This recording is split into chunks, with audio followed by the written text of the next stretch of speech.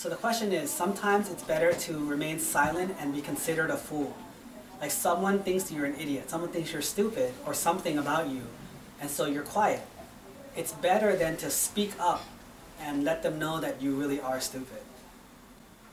So I'm asking you, do we agree, yes or no, true or false, with examples? And first, I want you guys to understand that the example doesn't have to be right.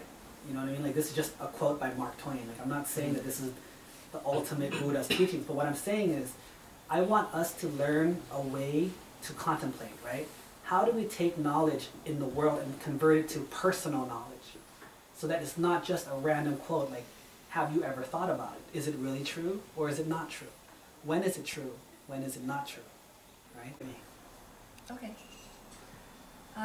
So I had a lot of arguments with my mom, and she usually has to have the last words. And most of the time she throws in a bonus too by saying that I have that personality. Especially when there are witnesses who happens to be at the scene where we had an argument. So since I never thought that I had bad personality, I have to fight her. I have to explain to every person that she talked to how I don't have bad personality. So I had to tell them she had done this. This is what she has done to me, everything that she has done to me. And by trying to prove that I don't have bad personality, I was actually displaying a person who really have bad personality. So in that case, I really should have closed my mouth and not say anything, which I did next time, and it turned out well. Yeah. And the second example, this is also something about work. I had to build reporting, budgeting and forecasting for my work, and I had never done so. So I think it's just me. I don't want to sound stupid, so I tried to figure it out, but I couldn't, and I asked my friend who is a CPA, and he just flat out told me, I don't know how to do it, I've never done it. So I had to research again, and I still couldn't figure out how to do it. And then I just finally told him that I don't know how to do this, and I don't want to give him a wrong reporting, because that would cost his company money. And it turned out that he was like, oh, it's very easy, just Google it. And then there's even YouTube videos on how to make it, it's very simple. So he walked me through it, we worked it out, and it was very easy. So I had to learn about creating budgeting and forecasting. Okay, so by speaking up, you might have looked foolish, but in reality you actually learned something from it, so it actually worked out to your benefit. Yep.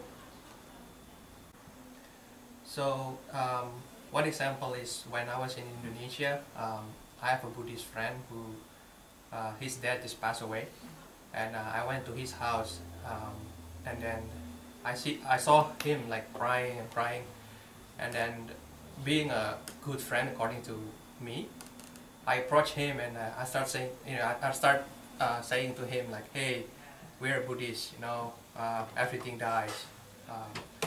Why do you have to cry? If you understand impermanence, your dad will pass away no matter what, it's just a matter of time. And then he started crying again, and then he looked at me in a way that, what are you talking about? My dad's passed away, why are you so insensitive? And then I keep preaching to him saying that, yeah, everything must die, you have to understand impermanence. This is just regular thing in life. And at that moment, I think the situation got awkward, and he left me on the spot. So I guess if I want to revisit that situation, I don't know why I approach him and say those things. I mean, that's the truth, pretty much, but I don't think that's comforting, and it's not the right time and place for me to say that. The other time this is a different friend, also a Buddhist friend. He was upset, and then I remember he argued with his girlfriend the other day, but then at that at that school I approached him again, and then I assumed that he was so upset because he just got a fight with the girlfriend again. And so I approached him, and then I asked him hey dude, what's going on? Why you look so upset? You know, like, and then he started saying that, oh, you know, my girlfriend's fine. It's actually like I just got argument with my mom, and so the good thing is that I probably because I asked him first because he being upset is not because of her fighting with the girlfriend, but it's because fighting with the mom. And so I didn't really jump to like conclusion and start saying that, hey, yeah, you know, your girlfriend sucks, and or maybe like, you know, being girlfriend and boyfriend usually fight, whatever, you know, towards the girlfriend fault, because at that time he was already okay with the girlfriend, and so probably at that time was a good thing for me to ask first before starting to, you know, say something. So by speaking up, by asking, it made it better. You didn't actually say something stupid because, you know, you asked first, and so you got more information and you got to choose better. Yes.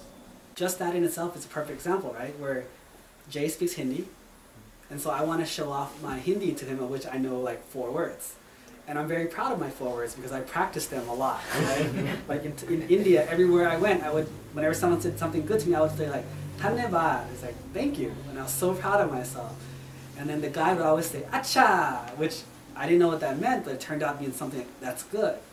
And I asked him for a special word. I was like, hey, give me this sentence. I want this particular sentence, which is, my friend, how are you doing? And he was like, "Meledos," I probably said it wrong, but "Kaseho." And I was practicing it for like 4 days. And I said it everywhere I went, and I don't even know if they understood me or not. But here's the point, right, is that I'm trying to show Jay, like, my knowledge of the Hindi language. And when I said it so proud of Meledos, Kaseho. Meledos. Merci. And he says, I said, "My friend, where are you from?" And I was like, "No." I said, "My friend, how are you?" And he said, "No, this is how you say it correctly." And so by me showing off here, or even just expressing myself, have I not just shown myself to be not as, or in the quote Mark Twain, be the fool, right? Where we're not saying that we're making fun of anyone, but he probably doesn't think I know Hindi, in which I act like I do, but actually, I really don't, right?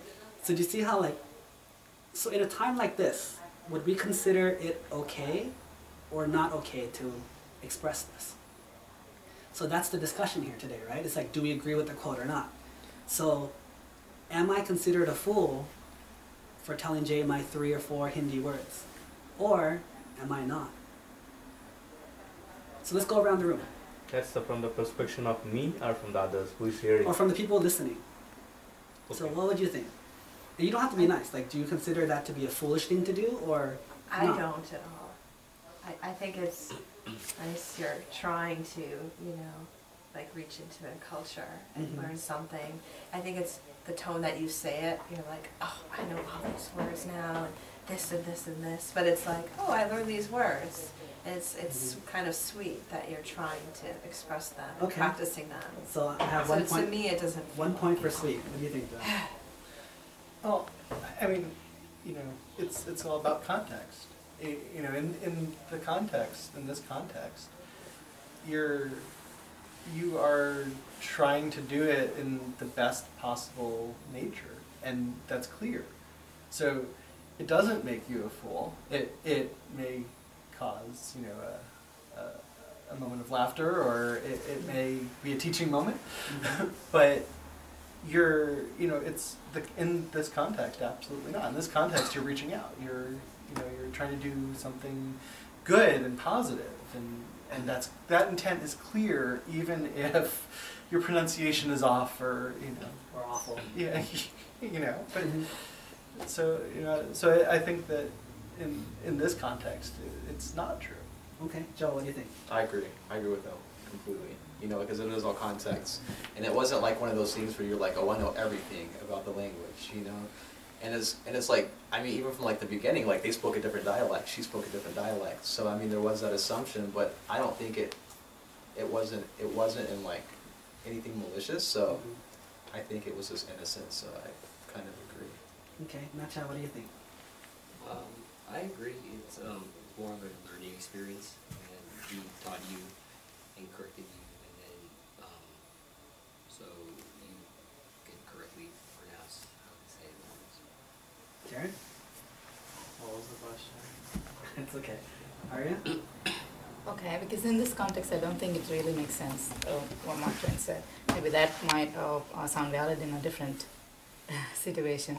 But here, you are trying to use these words. Number one, I could see the intention to make us feel like all of us belong in the same place, to bring a commonality, and you are trying to use it. That's what I felt from my side. And I would do so too if I learn a language, and I would like to tell them that I tried to learn this, so that person would also feel happy about it. So in that way, I don't think it makes sense at all that way. So what you tried was more about the learning experience that you got to share with us, and then you were excited about it, about learning it, and how much of excitement you had out there in India, and you know that we are Indians, and you wanted to share that with us, expecting us to to make us feel happy, a feeling of oneness, I would say. So what do you think, Jay? So there are two things in that. If it is a professional world, that's definitely, we will think that it's a foolish step to do it, because we face it all the time. Because I used to work with half of Russians and half of from a different state from India. Both of them doesn't speak my dialect, but sometimes we want to talk to them in Russian and they totally laugh. So that kind of thing is totally different. But when it comes to a different context, like like a different relationship which is not related to professionalism, then I would feel it is always okay, because we want, what I will take it is, oh, they were so curious to know about our culture, they are trying to come near to us by understanding at least one or two words. The intention that I want to learn itself is very good from our perspective, and yes, they are speaking and you tried few words, whether it is good or bad doesn't matter. So but that try itself, nobody does it. They say, yeah, I went to India, it was like this, I didn't like this country, the moment I landed it was like smelling like a cow dung, I don't like them. So all those negative things they will talk to us saying that, but rather it was very good that you met with a lot of people and you learn a language, at least you learn some culture. That looks not foolish to me. Okay, so the general consensus of what you guys have said is that it was okay. It sounded like it was fine, it was good. But here's the point of this, is that I'm not asking us to agree with Mark Twain or disagree. But Buddhism teaches us the concept anicca, which is impermanence. And so what I want you to see is that it's risky. Every time we show off or we show ourselves, it goes two ways. It could possibly be because we're all on the same side, we're on the same group, we're the same team. So especially me as the teacher, if I say something, you're more inclined to give me the benefit of the doubt. But like Jay pointed out, in a small case, in certain cases, it could get offensive. Even if they're trying, because you all gave me reasons why it was okay, right? Such as if I tried in this tone of voice, if I don't try to know everything, if I try to easily to learn, you guys give me the benefit of the doubt, like it's okay. But in cases that Jay said, when we work together, I don't really want you to bring up my cultural history. I don't really want you to make it a thing about learning my language here at work. Because there's times when, think about yourselves, like there's times when I don't want to be pointed out as the Thai guy. I'm American. I speak English fluently. I know just as much as you do. I don't want you to be, oh, the Thai guy who speaks English. I want to be the American guy who's no different from you, who has every right to be here on the stage with you, right? And so for you to bring up my culture, even in a nice way, it's belittling to me in some cases. Can we see that, how that's true? I saw this one example of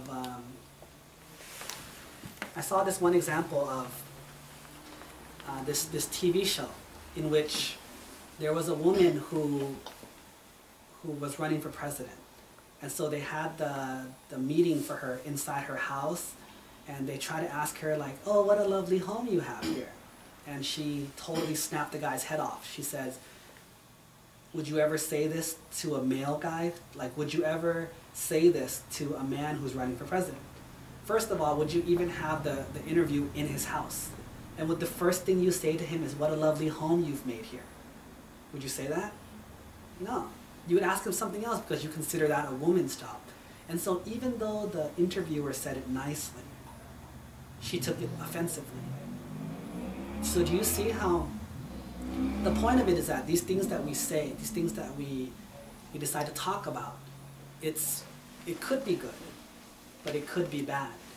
And if we don't realize that, if we use our own rules where it's like, well, if you do it with good intentions and you do it nicely, then it's always okay. No, it's not always okay. Even if you mean well, even if you really, really want to and you think it's a good idea, it doesn't always turn out okay. And even when you do it meanly or when you do it with bad intentions, it doesn't mean it's going to turn out bad. Can you think of any examples in which you do something really, really mean or really, really stupid, but it turns out good? Example. Okay,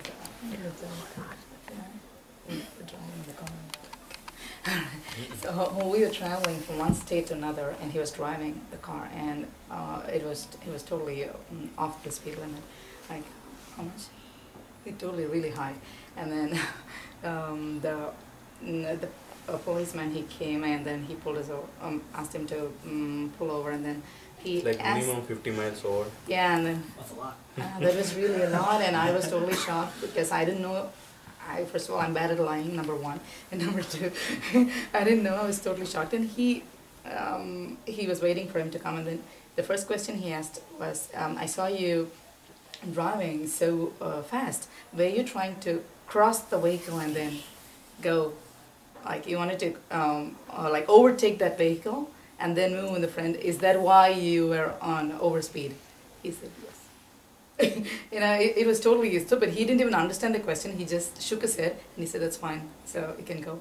And then then we understood what he was trying to say. So the cop thought that he was trying to cross the truck, and that's why he was in that speed. But actually, he was driving like that all along from the previous state, from where we started. And he didn't understand the question.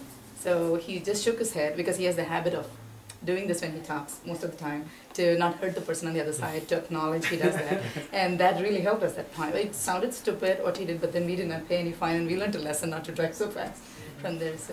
Yeah, that works. An example in which, you know, they do something foolish, but they get away with it, and it turns out to be a lesson for them of what not to do in the future. What else?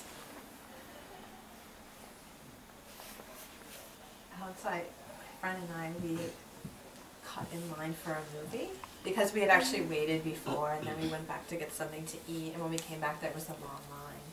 And so we thought, oh, let's just go stand where we were. So we quickly went in front of this girl, and she was like, "Excuse me, you just cut in front of us." We're like, "No, we were here first," and all this stuff. And then we ended up in this conversation, and we ended up becoming really good friends, and she sat with us in the movie, and we're still friends to this day. Well, you're going to have to explain a little bit. How did you become friends with someone who was mad at you? Well, we just started talking, and she's like, "Fine, I guess you can stay here." And we just, I don't know, we started talking about other things. We were just waiting for the movie, and we're like, "Oh, well, have you seen this movie?" And then we started talking about movies. And she said, "Well, I'm here alone. Like, why don't you stay with us?" And then afterwards, we exchanged phone numbers, and then we've been friends ever since. Mm-hmm. So maybe from something foolish or not proper, it actually turned out good. In that case, it In did. that case. Yes. Yes. What else? One more example. Gio, do you have an example? Yeah, Daddy didn't focus on the road, and then one time he died, and then bumped into one tree. Daddy bumped into a tree? Yeah, but exactly there was a scratch there, but the car was actually good. In good condition. Okay. Okay, so Daddy bumped into a tree, but he learns to drive safely, right? More safely in the future. Is it just one tree or many trees? One tree. One tree, was it a big tree or a small tree? Big tree. It's just that the leaves just scratched the car. Oh, so he bumped into the leaves. How big was the tree? Show me. What? How big was the tree? Can you show me how big the tree was? That's not that big. I know. Okay. So I have an example. Okay. So there was a send-off party, so which I was being invited for. So because he's leaving the organization. We normally have a practice of going to some restaurant and give them a party. So we are supposed to go with some closed audience, like whom we all know each other. And when we were on the road, so one of my another friend who is about to leave, he said that I'm going to invite few of my friends. So we all sat in a Thai restaurant and we were eating, and he, to me, it looked like he was like from a South American, like, you know, as a Brazilian or Argentina. So I was like talking to him I assumed myself that he is from that country, and I started talking to him for a while, and he was also started interacting with me. But one time I put a point blank question, like, you know what is that, Mexican, or what do you speak Spanish or something. Then he started saying that I'm from Panama or some other country. He says we don't do that, and luckily he took it in a sportive way and said that, yeah, I like the way you try to map people with the language and other stuff. Then we became friends. So that's also one of the foolish thing I did. I try to impress them by thinking, I assume myself that he is from this country and he speaks this language and this is what them. And when I started my first conversation, apparently it doesn't look like the same thing. He was from a total different geography, so as a whole. So, but luckily, I should say he took it sportive. If I were him, I won't, or at least not to the bit what he did. So yeah, so that is one of the situations where I did something foolish and it turns out to be like not offensive back to me. So, does anyone have any more examples you want to share before I give a conclusion? Let's hear some of your examples. Okay, I've got two examples from two different perspectives. One where I was the fool and one where someone else was the fool. But I was part of the whole thing. I'll start with that one. A very good friend of mine, he was actually one of my best men at our wedding. We were visiting him and his wife, and his friend came to visit, and we were talking, and my friend and I talked a lot about social issues and politics, and we have very different viewpoints on them, but we usually agree that something needs to be done, and we can usually find a middle ground in some way that we could move forward. And so his friend, we're having a conversation, his friend comes in, and his friend joins this conversation. And this particular conversation was, economics, and he was talking from a position that's widely held by a lot of people in the US, but he was coming from a position of ignorance about the topic and about the issues.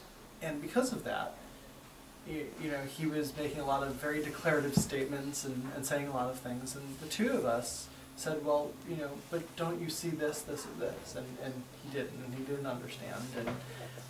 And it created a situation where by him talking about this and by being very declarative and saying, well, this and that, and the other thing, my friend and I actually, in a way, we weren't ganging up on him, but we really ended up, trying to show him the light, if you will. Mm-hmm.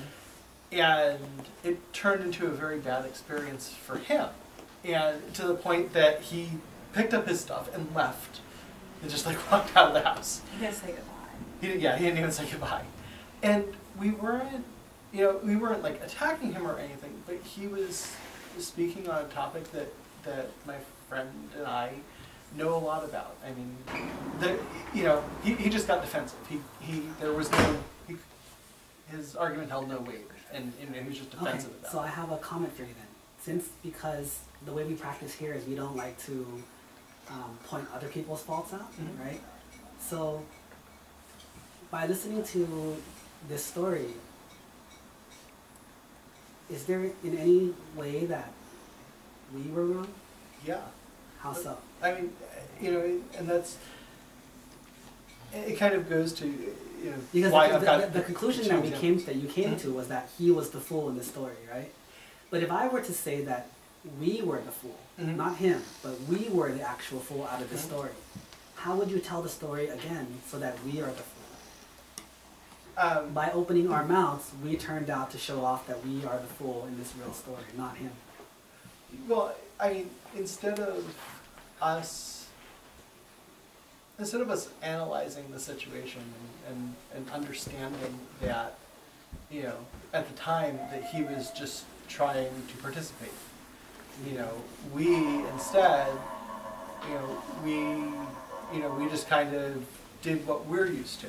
So my friend and I are used to arguing two different viewpoints on the same thing, and kind of, you know, showing each other, you know, where the flaws in those arguments are, so that we can both learn from it. Mm-hmm. But we were in this case, like, if you want to look at us as the fools, he didn't have that same context. He didn't understand when he walked into the situation and started talking that is how our relationship is on these things, and that's how we approach it. So and in this case, how could he have known that? He couldn't have known that. So by us expecting him to have known that and holding him to those standards, Right. who is the fool? Right. Well, we did not say to him, "Hey, look, this is what we're doing here," or "This is how we talk about things." Mm-hmm. We didn't set the context for him, and so for him, it turned into a bad experience.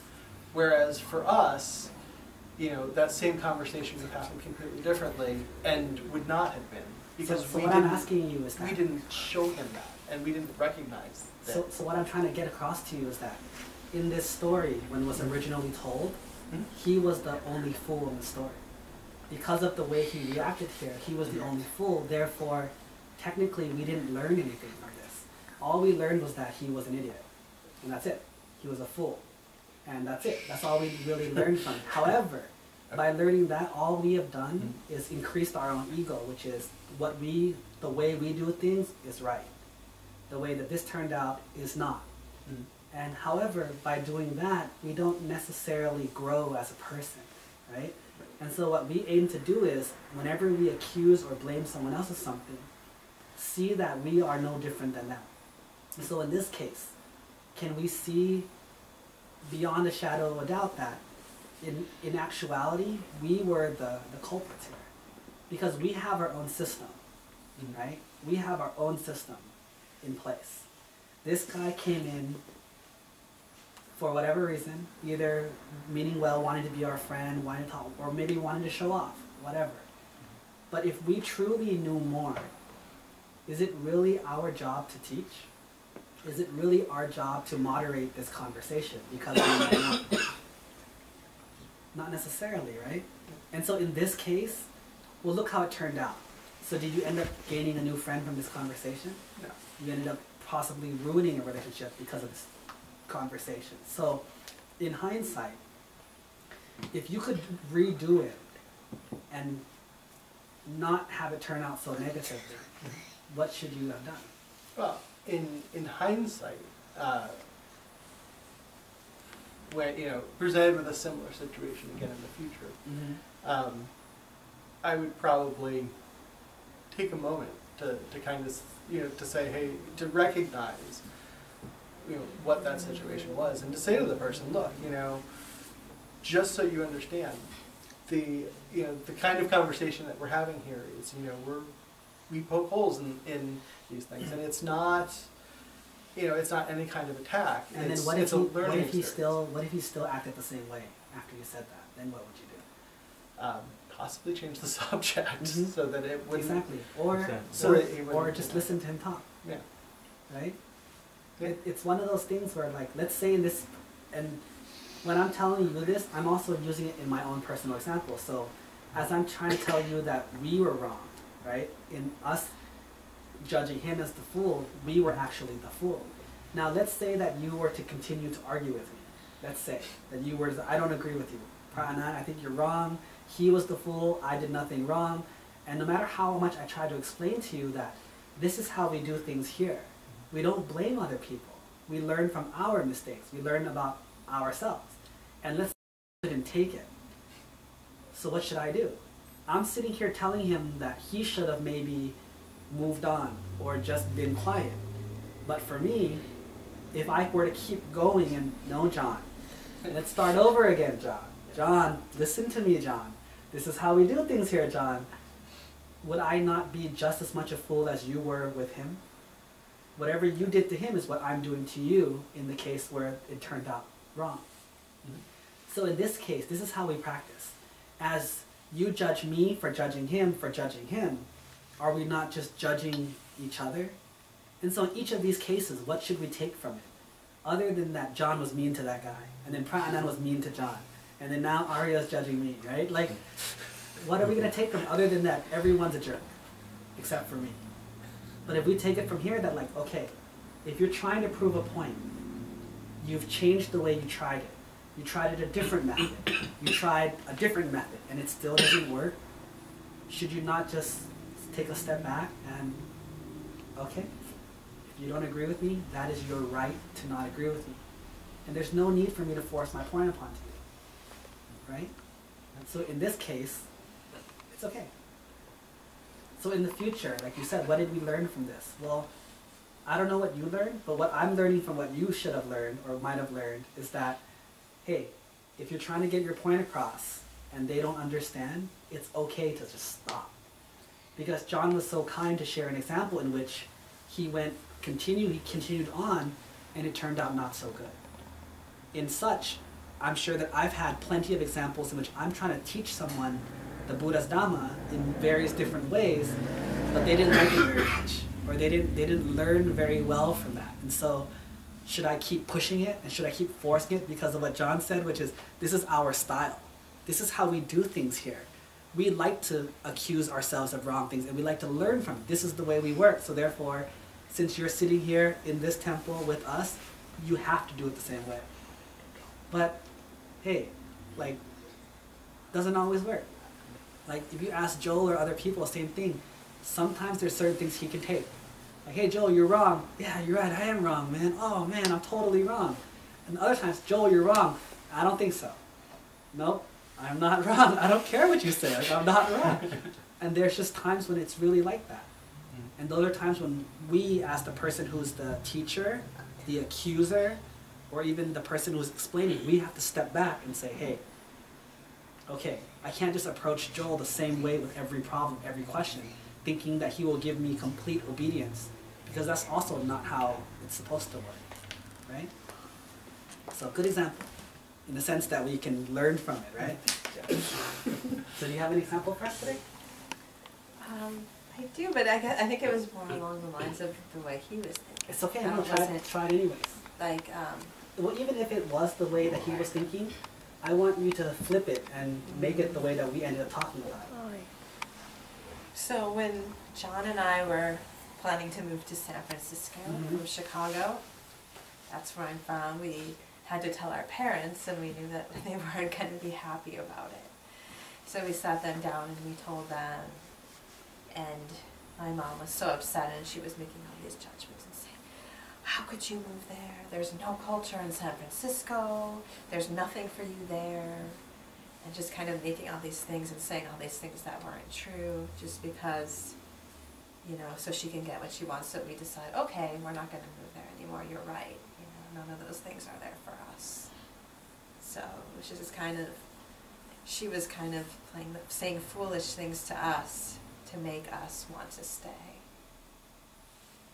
Okay. Yes. So your mom was saying things that made you want to stay, and how did that make you feel about her then? Manipulative. So even though she might have said things lovingly or out of like her sense of what she felt was love and concern, but you took it as she was being manipulative and saying things that just manipulative. San Francisco has no culture. Not so nice, not right? true. Right? Not so nice. Right. So let's see, how can we flip this around to be a lesson for us instead? So when we decided to move to San Francisco, what was our idea? What was our reasoning? One was a job offer, Okay. and two was because we liked the climate and we'd been here before and wanted to try living. So it was for personal reasons. Yes. Right? Yes. So for personal reasons we wanted to move. And how did we tell our mom? I think we basically said, John got this great job offer and we're going to be moving to San Francisco. So would you consider that in any way manipulative? Of me saying that? No. You don't think so? It might not be manipulative in the vindictive sense or in the mean sense, but is it manipulating the situation? You wanted to move to San Francisco for personal reasons, right? Just like your mom wanted you to stay for personal reasons. Right. So how did you frame the question? Blame on someone. Well, she didn't blame someone. She gave him a reason, right? Right. So how did you frame your question? That John had a job. John so got that was an our awesome reason. John got an awesome job, right? Right. So I gotta move, right? So Yes. isn't that kind of manipulating your mom and saying, hey, there's a very good reason, and therefore this is what I'm gonna do? And didn't your mom do the same thing? Here's another good reason. There's no culture over there. There's Right. nothing for you there. Right. And so this is what I'm gonna do, which is stop you. So in a sense, are we not merely doing the same thing? By saying that I'm moving because of Well, his job. But see, do you see what the whole point of it was, right? When your mom asked you to stay, why? Maybe it's not so much that there's nothing for you here, but it's a totally different issue. Maybe she wants you to stay near her. She does. She did. Maybe she wants you to be closer to her. She did. Maybe she wants you to take care of her. So it's a completely different issue that's not even being approached, right? But in the same sense for you, you wanted to move to San Francisco. It's not really because of John's job. You wanted to try something new. You wanted to change something in your life. You wanted to, and so in the same way, you guys are both not saying what you really want. And you guys are both manipulating the situation so that it looks good. Right? With you, it's like, hey, my husband got a really good job, I should go. Right? I mean, isn't that question kind of leading? I guess so. Would you agree? And same thing about your mom. Was she not doing the same thing? There's no culture there. There's nothing good over there. Right. So why would you want to go?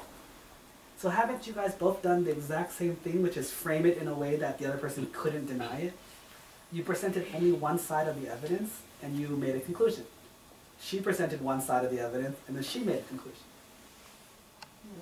So if I just said, Mom, we want to move to San Francisco, and Were we're you- going to. Well, see, even then, that's forcing it, right? Well, there's two things. Are you asking for her permission? Are you asking for her opinion? Or are you letting her know? There's three different things that you would have to consider if you were going to say this to her, right? Am I telling you, and then it's final, where there's no chance for you to tell me what to do? Am I asking you for your permission or your blessing, which I would want? Or am I just asking you for your opinion of something lofty, like, hey John, I might move to Thailand, what do you think? Hey John, I might move to India, what do you think? Hey John, I might move to Australia, what do you think? What do you think of these places, John? Right? These are just things that I'm asking for your opinion. Or, John, if I were to move somewhere other than here, where do you think I should go? I'm asking for his approval. I will move to where his approval, or else, John, I'm leaving for Thailand in January. I'm just letting you know. This is not a question of your opinion. I'm just telling you so that you have the information. Interesting to think about it like that. I guess I was telling her, but also wanted her blessing. Exactly. Like, wow, I'm excited for you. And so maybe you didn't approach it the right way then, right? Like if you want her blessing, there has to be a little bit of sucking up, there has to be a little bit of kissing butt, there has to be a little presenting information in a way that she would, right? I mean, if I wanted you to do me a favor, should I just come out and order you to do it? Or like put you into a corner and then force you to do it? Or should I find some way that I get on your good side, right? Do you like cookies? You know, maybe you need some laundry done, you know? Right. Like, you want a hug, you know, what is it that you want so that I can get what I want, right? So in this case, is it clear that even though originally our mom was the one at fault, however, whether she's at fault or not, let's not talk about that, because there's no point in blaming her. But the way that we approached it could have been completely different. I guess so. I still wouldn't know exactly how to But at least now you're thinking about it. Right. Right? That's what my point is that. Previously with John and his friend, or that guy who's no longer a friend, he never even thought about what he would do differently. It would just be, hey, that guy made a mistake and he's a fool. But now after our discussion, John realizes hopefully that, hey, I can maybe save a friend or at least an acquaintance. I don't have to be good friends with him, but at least we're not enemies. He doesn't hate me or anything, you know, like by just not arguing with him. By just letting him talk for 5 minutes, you know, we don't have to be enemies. Right? Or like Joel said with the guy with the dog, he got hit by my dog, and then he yelled at me. I could have just said sorry and walked away, and it could have been over. Right? No need to fight it out. Right? Like in that case, it could have been over. So that's what we're trying to learn here today, is that 2 parts. Right? One is from what we're doing, what are the possible outcomes that are possible, right? So we see that, like, from me talking to Jay and showing Jay like about like the language or the Hindi language, right? I'm trying to show Jay that with my good intentions, I learned your language, you know, I understand you, I know stuff, we have something in common from a good place. But does it necessarily have to go to a good place? So from my good intentions, right, either Jay can like me more, like me the same, or like me less, right? And we've also proven that from our bad intentions that sometimes it can turn out good, or the same, or bad. So once we have these 2 things to choose from, now we have a bigger spectrum of information in our minds, so that when we go to make a decision, it's a conscious, well thought out decision, so it gives us the most possibility for success. And even if it turns out wrong, that's just one more information that we have for next time, that like, okay, don't do that one again. Like, don't do it like that again. That wasn't a good one, right? Like, over my 5 years as a monk, I've been learning how to teach people more and more every day. More and more I learn how to teach people. Like, okay, at first I give you all the information and expect you to get it. That doesn't work? Okay, let's try something else. Let's try giving you half the information and wait for you to do it. Let's try not giving you any information and do it this way. And then this one with different people. Like, I tried different things with different people. And even like with Joel, it was very interesting with Joel, was because when Joel first came, I introduced him to the style. Right? Joel met me first. And so I taught him what he needed to know to start, right? And he liked it. He was going to come back, but I was going to Thailand for a long time. And so Joel would have to talk to Long Pinat, which is the abbot, whose English is not as good as mine. So that kind of presented me with a dilemma, right? So after I came back from Thailand, Joe had been coming to see Long Pinat very regularly, and he was enjoying it. Well, I figured that once I got back, considering I speak English better, Joe would just pick up with me. But in this case, Joe continued with Long Pinat. And so in this case, it really made me think, like, what's the best course of action here? If I make an aggressive movement to try to force Joel to, or convince Joel to come over to the dark side, right? Is that necessarily a good thing, right? Is that necessarily the best thing for Joel, or is it the best thing for me? I want to be able to say all of Joel's good progress and all of Joel's achievements are the fruits of my teaching. But in reality, most of it is the fruits of Long Pinat's teaching, in my opinion. Right? Joel might say otherwise, but by me trying to pull him over to the dark side, is that really best for Joel? Right? Is it really the best for him? And in that case, I had to realize that no, that's not the way it works. The best way to do it is, if you want to know which parent the kid loves more, just sit on different sides and see where the kid goes. And so we did that. So we're both available, and we see who Joel wants to talk to. And eventually Joel himself started talking to me separately and still talking, so he made his own adjustments. There was no need for me to go and force him to, like I said, go to the dark side or stay with the force, right? Like, you can be on either side. And so it made me learn, whereas before that, I would probably just take an aggressive movement and say, hey, come talk to me. Or if they're talking, I'd go sit there and hijack the conversation. Because it's my language. It's a language that I know better. Why not listen to someone who knows the language better? Or someone who has more information, right? Like, I have the information, why not talk to me? Because they had a connection. They had a 3-month connection of which they were training together in a certain particular way, of which who am I to come back for 1 week and just take over that 3-month connection, right? Just like you said, you had a whole thing with your friend, and this guy's coming in here with a whole new style that's not your style, and you try to knock him over with sheer strength of will, but that's not how it works, right? And so that's something that I had to learn, and Joel was one of the people I learned from. And then Paul, I know some of you guys have met Paul, same thing with him. With Alana, I taught her like all the theory that I knew, like theory, but with Paul, I just told him what to do. And Alana turned out wonderfully, but so did Paul. And so that taught me that for different people, there's different methods. It's not just that, hey, I like teaching this way, I'll always teach this way, right? Just like we always have discussions this way, let's always do it this way, because it worked for us. But for Paul, he just took homework and did it. He didn't need to know why. He didn't need to know the theory behind it. But once he did the homework like 4, 5, 6, 7, 8, 9, 10 times, and when I told him the theory after 10 homeworks, he's like, oh, so that's what it's called? So that's what it means? Okay, I got it, I get it. I didn't need to go through the theory first. But with other people like Alana, she's a scholar, so I had to give her the theory first before she does something so she knows what she's supposed to do. It's just a different person. And so that's what we're saying about this quote from Mark Twain, right? Sometimes it's better to be quiet and not say anything at all.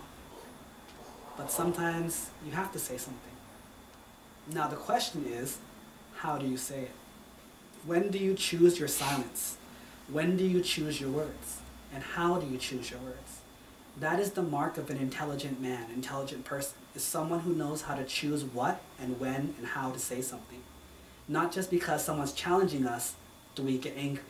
Not because someone doesn't know our style that we go at them. Or not because we want something from our mom and we just do it however we want. We should take a chance to study. Like Joel sees this guy who got hit by a dog. What would you do in the case if you had to redo it? What would you do? I would have said, sorry, just moved on. Hey, I'm sorry, you know? And if he were to keep going, you say, hey, you know what, I'm sorry, there's something I can do about it, I'm sorry, and just move on. I highly doubt he's going to chase you down and try to hurt you, which is possible, but It's unlikely. But in that case, you do something different, right? In the case with you, what would you do differently now? I would start from a different perspective. Seeing someone walk into the room and try to engage in a conversation, I'd say, hey, I'd hear them out and then say, hey, look, we're having this kind of conversation. Do you want to participate in it? If not, come on, the ball game's on in front of us. Let's just watch the game. There's actually been times when lay people would come talk to me and I realized that there's nothing I can tell this person. Like, I just can't get across to you. Whatever it is, I just can't get across to you. But I sense that, like, let's use Joel as the example, right? Like, I don't know if I can get across to Joel. We'll use Arya. We'll use Joel. I don't know if I can get across to Arya at all. Like, I don't know if I can explain to her what she's doing wrong, and the more I explain, she doesn't listen. But I sense that she came here, she wants to talk. So in that case, maybe I don't need to teach. Maybe I need to listen. So there's actually been times when my mom told me she's listened to someone for 3 hours. I've only hit about the 1.5 hour mark. I haven't gone over 2 hours yet, but my mom has listened to someone just talk for 3 hours. I've listened for about 1.5 hours. And you learn a lot about yourself, about how much endurance you have, how much effort you put into things, and how to be a good listener and not fall asleep and to like constantly be engaged and remember what they say while they're telling you what they want to tell you. If it goes on that long, like, are you even really yourself anymore? Am I what? Are you really even yourself anymore? Like, there's just so much you could talk about before I feel like I'd pass out. But that's the whole point though, right? Is that, what am I doing for Arya today? Like, what is my point? My point is that Arya came here with a heavy heart. She wants to talk about something. This is hypothetical. With a heavy heart, and she's sad and she's upset about something, and I tried to teach her to get it to go away. But maybe she doesn't want a teaching. She just wants a friend. And so is 1.5 hours too long to be someone's friend? Is 1.5 hours, 3 hours too long to sacrifice for someone who needs help? Right? Like if you were a doctor and she needed surgery and it's a 3-hour surgery, would you say, hey, 3 hours is too long, dude. I only want to give you an hour and a half, so if you're not done in an hour and a half, you're gonna close her up and put her away. Like, that sounds funny to you, right? Like, that sounds silly. But at the same time, isn't that why she's coming? She needs something from me, and I want to give it to her in a way that's beneficial to her and doesn't harm me. Listening to someone talk for an hour and a half will not kill me. In fact, it will actually make me stronger, right? It'll make me see my urges, and also, it taught me a lot of things about myself. Why can I not listen to someone else talk that long? I expect other people to listen to me talk for hours, but when someone else talks for an hour, why can't I listen to them? Right? That tells me who I am. And if I can't stay awake for them, how can I understand, how can I expect them to stay awake for me? I actually learned something once, it was really interesting, where I used to get really mad, not mad, but like, I used to not like it when people listening to me would fall asleep. Like, let's say one of you were to suddenly fall asleep on me right now. I would get kind of like, oh man, like, am I really that boring? Or, you know, and I didn't like it very much. And then there was one time, one of my students, which is a student that comes all the time, and she was sitting in the row, and she was sitting there, right? Oh wait, one more story first. So then, after we eat food at lunch with my mom before, we would come and sit in this room and have like little personal discussions about like practice and personal stuff, right? And because after you eat, you get kind of sleepy, right? And so I'm sitting there with her, and she's like talking to me, and I'm just kind of like, she'll ask me after like 10 minutes, she's like, if you're sleepy, you can just go to sleep. And I'm like, no, I'm not sleepy. Like, I'm okay. She's like, hey, if you're sleepy, just go to sleep. I'm like, no, I'm okay. Stop saying that. You're being annoying, Mom. Like, just keep talking. I'm totally listening, right? I could feel myself drifting, but I felt like I'm in a state that I can listen still, right? And she kept saying, like, I can see it in your face, like, you're falling asleep. I'm not. I'm totally listening.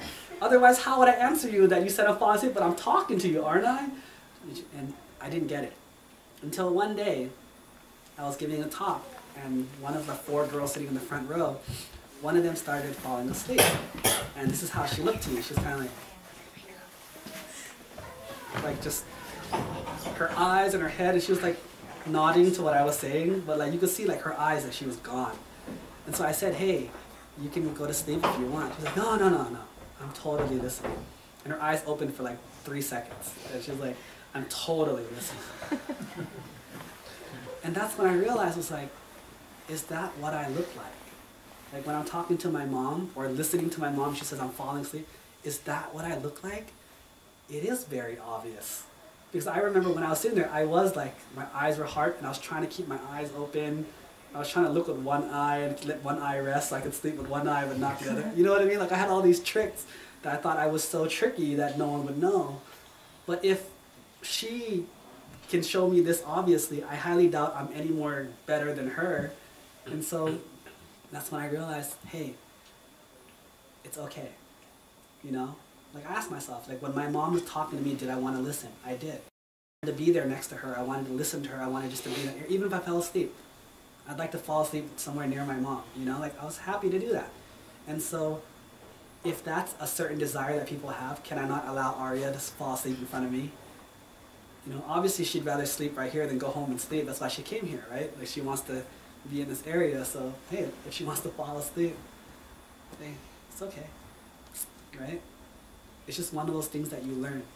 And so in conclusion, from this quote, right, the whole idea is that I don't want you to believe a quote or disbelieve it. Like, it's true, it's not true. Like in a couple examples that people gave were really good. Like Erwin gave me a good example where he said, he agrees and disagrees.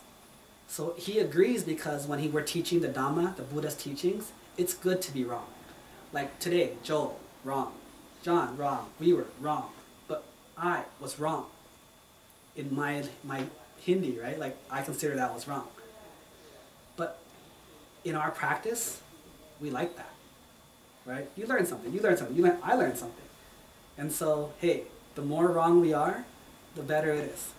So in this case, the more foolish you are, the more foolish you sound, the better it is for us. We like it.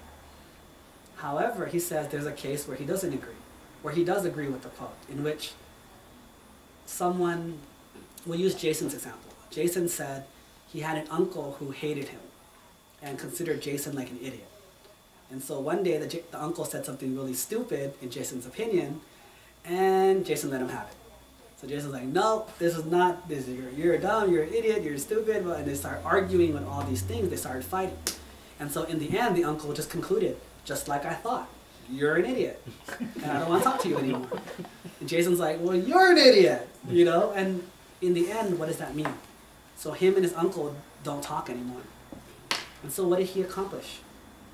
And Jason said himself in his homework was that what he learned from it was that if I had just not fought with him that day, he called me an idiot or he said something stupid, I could just let him say it.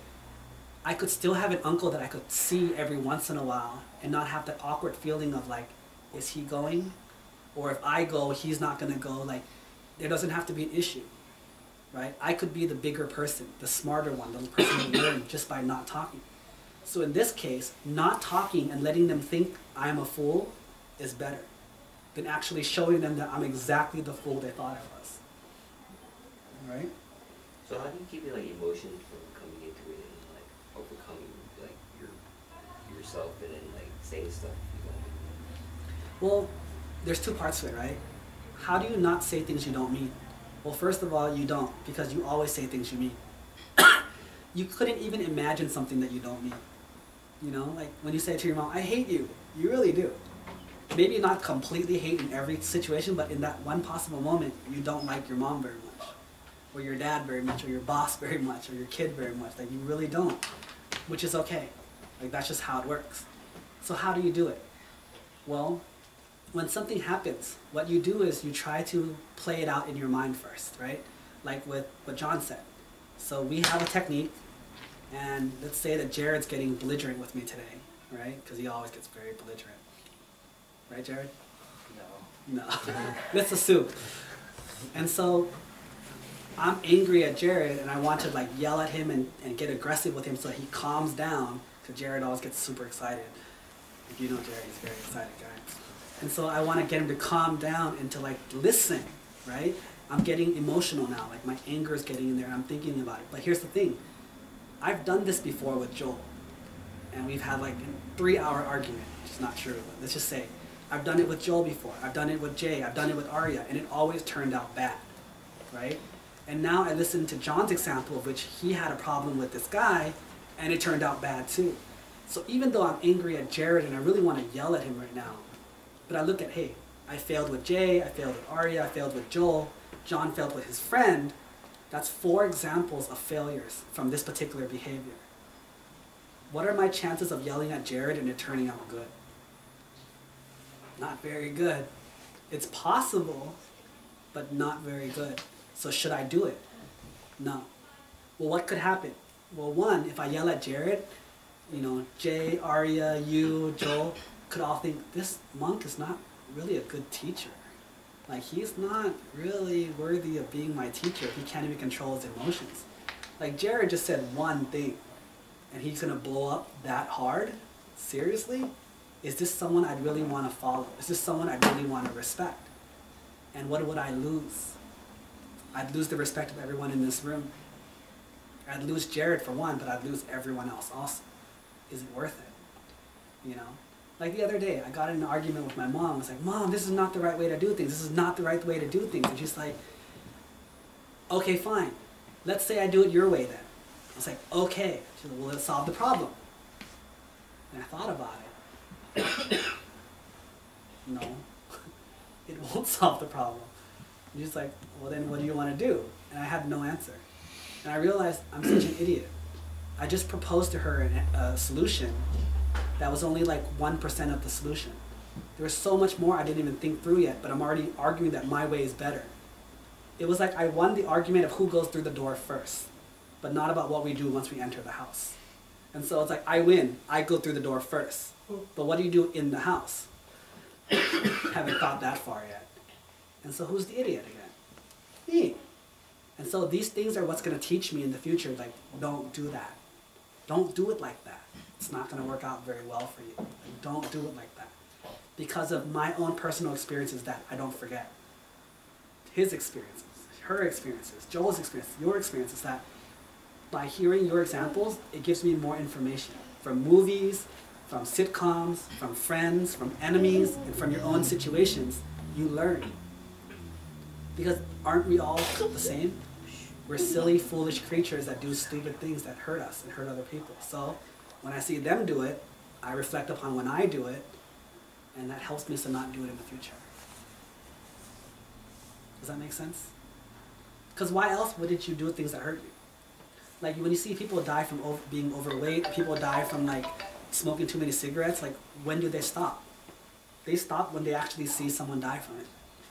They stop when they actually see how dangerous it really gets. Like when you get lung cancer, or when your dad gets lung cancer and he dies from it, that's when you're like, oh, people actually die from this stuff? I thought it was a myth. It actually happens. And that's when either you quit or you become the same as the person who died from it. So what makes people stop doing things? Easily, suffering. Once you're afraid of the suffering that comes from it, you'll stop. But until you realize the suffering involved, you won't stop.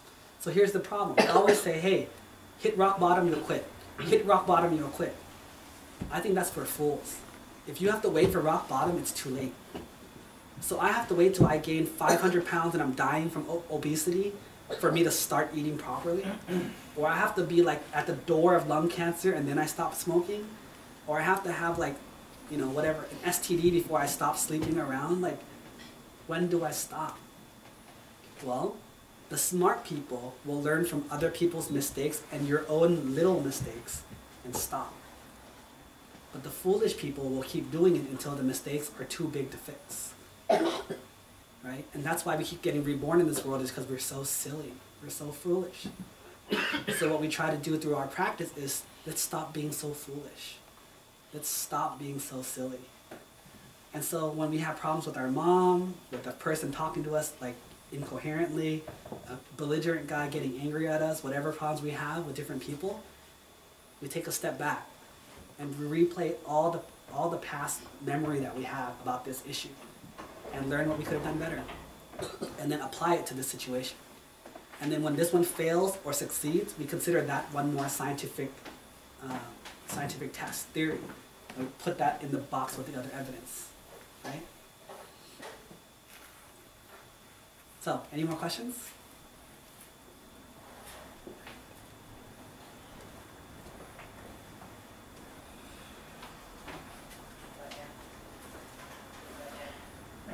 Sure. So, when you've evaluated the things that you do, and you know that certain things are, that you're behaving in a way that you know is not right. You know that you are, you can see these things that we've talked about, being able to see the other side of things. You can see them, and you say to yourself, I want to be aware of that. I don't want to fall into that same trap again. But yet you find yourself continuing to do that, no matter how much you say, I'm not going to do this again. I'm going to be better than this. I'm not going to let this happen again. But it still happens, out of habit, out of whatever reason. And you see yourself do that, and you kind of kick yourself in the butt every time. How do you get past that? How do you make it, how do you fix that when you see it and you recognize that it's something that you want to get past, you don't want to do, but you find yourself still in that situation, repeating the same pattern? Mm-hmm. Okay, so let's say, for example, it's easiest, I could talk theoretically, but let's give an example, right? So let's say I had a problem with getting headaches in the morning, and I didn't really realize why. But it turned out that after I read a couple studies, they said that basically if your body wakes up at a certain time, and then you put it back to sleep again after it has slept enough, that's when your body starts getting really confused. Because your body gets into a sleep cycle where it's like light, deep, light, wake, right? And it's like sleepy, light, it goes in a cycle.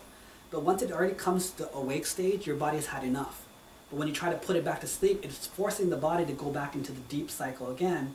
And if you go there and you wake up there, you wake up completely exhausted and with a headache, and you're tired because you're scaring your body out of the deep cycle instead of the light.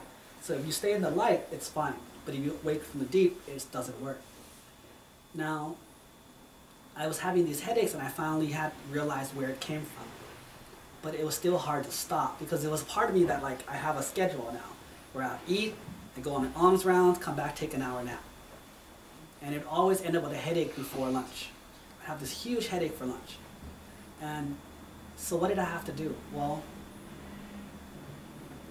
if I realize that I know what's wrong but I still can't stop, then that means I need to set more things in play. So what I did was, during that hour that I usually take a nap, I set an appointment.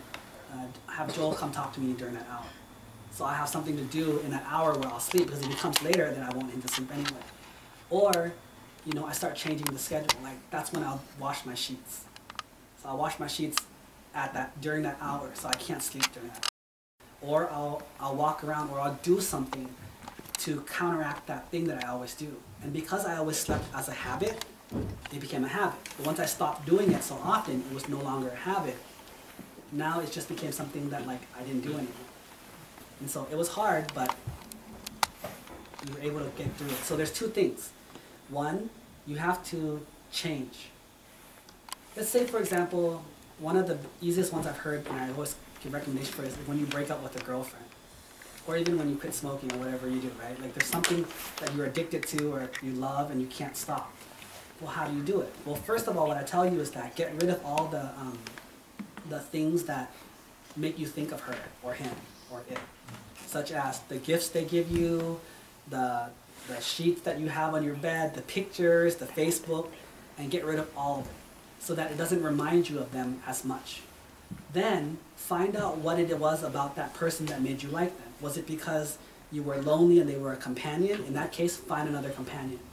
Like, get a dog, or, you know, which Joe might not recommend anymore, but if you want a dog, go to Joe. He knows a lot about dogs. You know, but, like, you know, get a dog, or not, go hang out with your mom. Go live with your mom for a while. Go hang out with your brother or your sister, or go play with Gio. Gio's really fun with a lot of things she does too, you know, so go do something that keeps you occupied. Or if you feel like that person you dated was an achiever and you were a failure and you latched onto them for their sense of achievement, then, hey, get up and achieve something. Like, study something. Find out what the root cause of why you keep doing this is, right? Some people say that, like, why are you a drug addict, or why are you fat, or why are you lazy, or why are you poor? There's a reason for it. It's not just I'm just randomly this thing. There's a reason for it. Sometimes it's because, you know, you feel like you're fat because your dad used to beat you, and so you want to be big and strong so that no one can ever hurt you again, and you just ended up putting on too much weight. Well, hey, think about it. Like, is it really going to work out that way for you? Is that really how it works?